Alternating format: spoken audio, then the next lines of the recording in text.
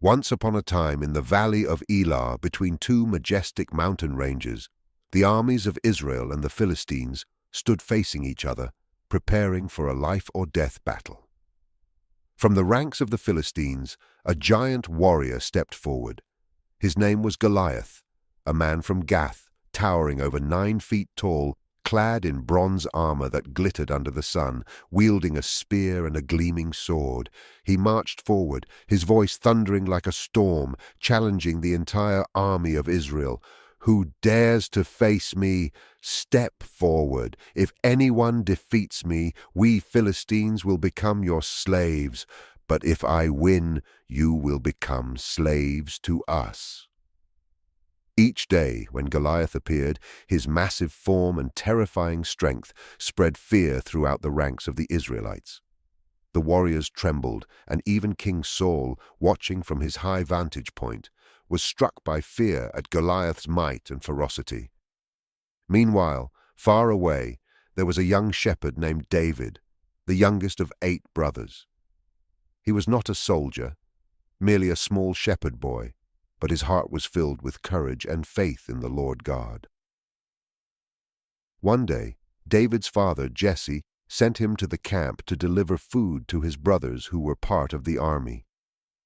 When he arrived, David heard Goliath's challenge and saw the fear etched on the faces of the Israelite soldiers. "Is there no one brave enough to stand against him?" David cried out angrily. But as soon as he spoke, his eldest brother, Eliab, rebuked him. "You are so arrogant. You've only come here to watch the battle." But David remained steadfast, believing that Goliath was not just challenging Israel, but also insulting God himself. David's words quickly reached King Saul, and the king summoned him. "Do not let anyone lose heart because of him.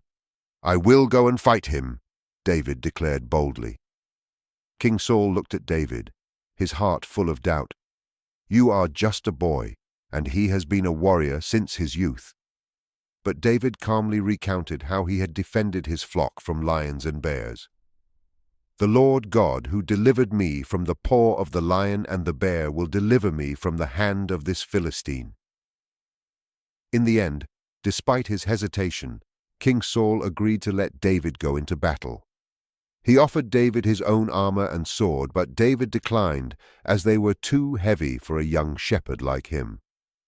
Instead, David took only his staff, his sling, and 5 smooth stones that he picked up from a stream.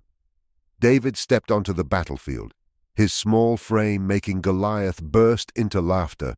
"Am I a dog that you come at me with sticks?"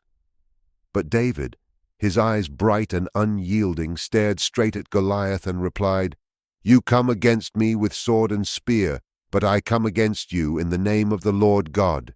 Today the Lord will deliver you into my hands, and I will defeat you." Goliath roared, charging forward like a storm, but David swiftly picked a stone, placed it in his sling, and swung it. The stone shot forth, flying straight into Goliath's forehead, and the giant collapsed to the ground in an instant. Both the armies of Israel and the Philistines held their breath.